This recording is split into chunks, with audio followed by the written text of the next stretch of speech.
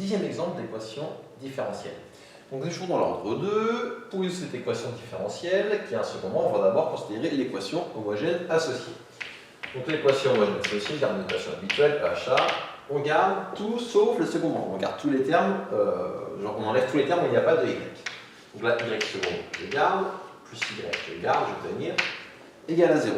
Je vous rappelle que dans le cas de l'ordre 2, pour résoudre les équations homogènes associées, on considère l'équation caractéristique qui est, là comme j'ai y second, je vais avoir q au carré, je n'ai pas de terme en y prime, donc je n'ai plus rien, plus 1 égale à 0. Et ce qui va nous intéresser ici, c'est de trouver les solutions de cette équation caractéristique, calculer delta. Alors, bon, faisons-le de façon classique. Si vous trouvez directement que les solutions sont plus ou moins i, vous pouvez passer aux étapes d'après, et on va refaire comme d'habitude. Delta, ça va donner b carré, ça va faire 1, moins 4 AC, on va avoir moins 4.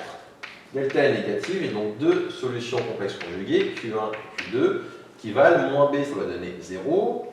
Des racines carrées complexes de delta, ça va être 2i sur 2. Sur 2, donc sur 2. Pardon, plus ou moins 2i sur 2. Du coup, je trouve ici plus ou moins i. Je vous rappelle ce qui va m'intéresser, ça va être juste de prendre par exemple Q1.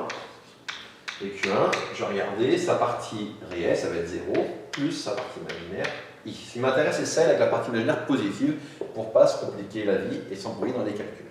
Donc comment ça fonctionne une fois qu'on est là? On peut dire que les solutions de l'EHA, les solutions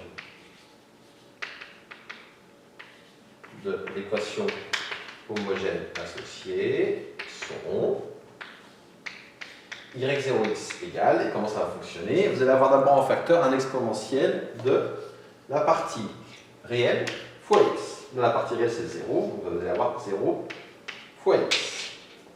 Donc le x, je vais mettre en blanc, le 0, il vient de là.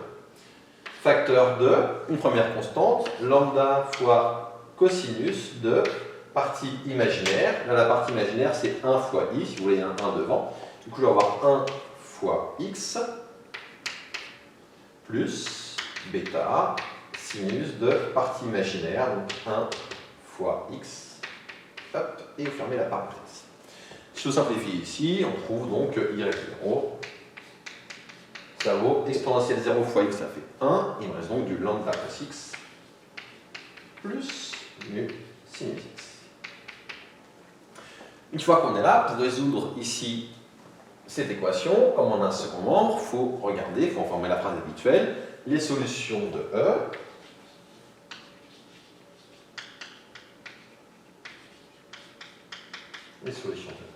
sont de la forme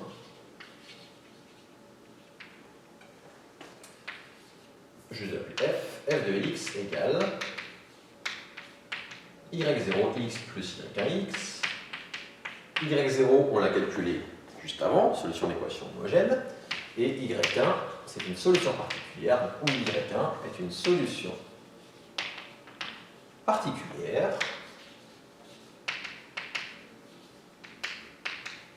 de E. Et la question qu'on va se poser, c'est quelle forme elle va avoir? Donc que l'on cherche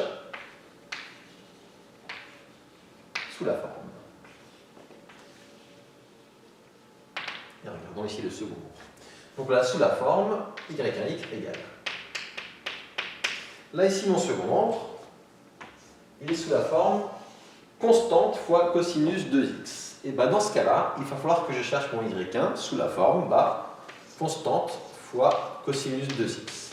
Et avec deux nuances, enfin une nuance et une éventuelle nuance. Première nuance, en fait, à chaque fois, vous allez faire en sorte que, je vous l'ai un petit peu expliqué, mais je le réexplique, ce qui va se passer, c'est que votre second membre, il faut qu'il soit de la même forme, enfin, il faut qu'il soit stable par dérivation. Ce que je veux dire par là, c'est quand vous dérivez un cos, là pour le coup, vous trouvez un signe. Je vous dis, j'oublie les plus et les moins. Et quand vous dérivez le signe, vous retombez sur le cos. Donc en dérivant deux fois, vous retombez bien sur vos pattes. Et donc ce qui va se passer, c'est que à chaque fois, votre second membre seront comme ça. Quand je dérive un exponentiel, j'ai un exponentiel. Quand je dérive un polynôme, j'ai un polynôme. Et c'est pour ça que c'est ce type de second membre qu'on va être capable de faire ici, ceux qui sont stables par dérivation. De ce fait, si je mets juste un cos, justement quand je dérive cos, j'ai un signe qui peut apparaître. Enfin pas qui peut, mais qui va. Et donc, attention, dans le second membre, même quand il n'y a qu'un cos, il faut quand même mettre un signe du même type. Et s'il n'y avait eu qu'un signe, il aurait quand même fallu mettre un cos du même type. Des fois, ça va simplifier, peut-être le cas ici, des fois non, j'expliquerai pourquoi. Donc a cos 2x, plus on va mettre b, sinus 2x. Donc la première nuance, c'est celle-ci. Même si là, je n'ai qu'un cos, je vais malgré tout mettre également un signe avec une autre constante au cas où. Seconde nuance, on l'a appris dans l'exemple précédent, quand vous regardez votre y1, vous vérifiez ce que vous devez avoir, c'est est-ce que y1 est solution de l'équation homogène. Si oui, il faut faire fois x, sinon on est bon. Ici, mes y1, c'est des cosinus de 2x et des sinus de 2x. Là, j'ai du cos x et du sin x, du coup c'est bon. Comme c'est différent, il n'y a pas de souci, je peux continuer comme ça. Continuer comme ça, c'est quoi? On va se trouver les constantes a et b, et pour cela, on va injecter dans l'équation de départ, et il faut dériver, calculer la dérivée première et la dérivée seconde. Dérivée première, dérivée de a cosinus 2x, ça va donner dérivée de cos, je vais avoir un moins, comme j'ai un 2, ça va faire un moins de a sinus 2x.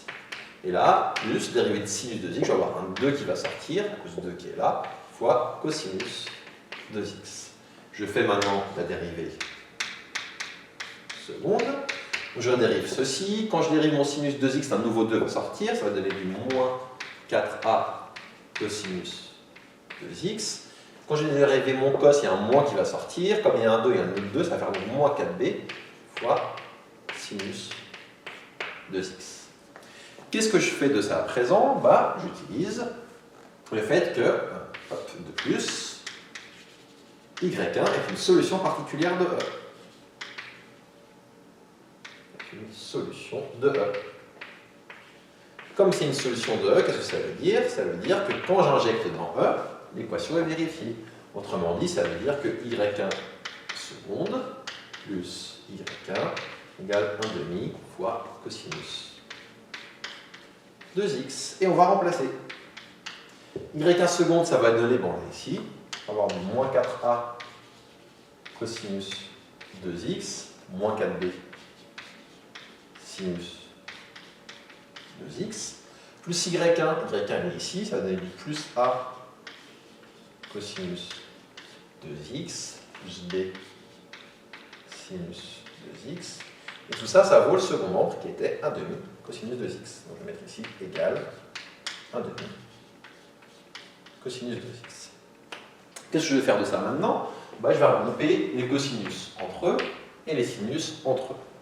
En termes de cosinus, je vais en avoir où ça? Je vais les avoir ici. Je vais avoir moins 4a plus a, ça va donner moins 3a cosinus 2x.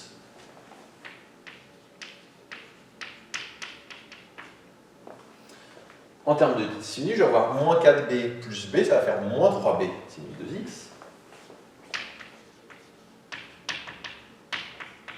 Et ça, c'est toujours le second nombre qui était donc 1,5 fois cosinus 2x. Quand on est là, on va comparer terme à terme. Ce que je veux dire par là, à gauche, devant cosinus de 2x, j'ai moins 3a. À droite, devant cosinus de 2x, j'ai 1,5. À gauche, devant sinus de 2x, j'ai moins 3b. À droite, comme je n'ai pas de sinus, j'ai 0. Et donc, ça va me donner moins 3a égale 1,5, donc a égale moins 1 sixième, et moins 3b égale à 0, donc b égale à 0. Donc, on peut dire que y à x égale donc moins 1 sixième cosinus 2x. On n'a pas fini, mais je m'arrête là pour faire une petite pause, petite remarque. Je vous avais dit que, même quand il n'y a qu'un cos, il faut quand même mettre un signe parce qu'il peut apparaître. Je vous fais mettre le signe, et à la fin, je me retrouve avec b égale à 0, donc pas de signe. Pourquoi? Est-ce que je vous avais fait le mettre pour rien? Est-ce que c'est un cas particulier? Est-ce qu'il y a une raison? La réponse est qu'ici, il y a une raison à cela. C'est quoi cette raison? C'est que dans mon équation de départ, je n'ai pas de terme en y'. Je vous l'avais dit tout à l'heure, si je prends un cos, quand je dérive une première fois, j'aurai un sin, j'oublie les moins, et quand je le redérive, j'aurai à nouveau un cos. Donc avec un y', un terme en sin serait apparu naturellement. Et avec un y', j'aurais eu b égale quelque chose. Il aurait fallu que je mette quelque chose en sin, sinon je n'aurais pas pu résoudre. Comme ici, je n'ai pas de y', je vais avoir cos. Quand je dérive deux fois, je retombe sur un cos. Du coup, j'aurais pu anticiper et dire qu'il n'y a pas de sin parce qu'il n'y a pas de y'. Mais attention, j'insiste bien là-dessus. Si dans mon équation, j'avais eu un y', obligatoirement, il aurait fallu mettre dans ce cas-là, à quel endroit, ici, le b sinus de 6 comme je l'ai fait là, et le b aurait valu quelque chose, il n'aurait pas valu 0. Donc ce que je vous conseille, soit vous êtes super à l'aise, vous avez beaucoup de recul, et vous pouvez vous dire, quand il n'y a pas de y', je peux mettre qu'un cos, parce que là j'avais un cos, soit pour être tranquille, pour être sûr, ça n'arrange pas énormément les calculs, ce que vous vous dites, c'est que vous mettez tout le temps quand il y a un cos, vous mettez cos et sin, et comme ça vous êtes tranquille, et tous les cas de figure vont être regroupés.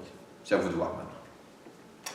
Remarquez qu'en fait, on va terminer cet exemple. Donc du coup, on a trouvé y1, on l'a presque fini, hein, donc y1 égale ça, et on fait qu'à conclure.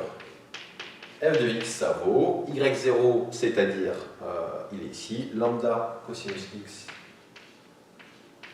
plus mu sinus x, et plus y1 qui est juste là, moins 1/6 cosinus de x, avec lambda et mu, des constantes réelles quelconques.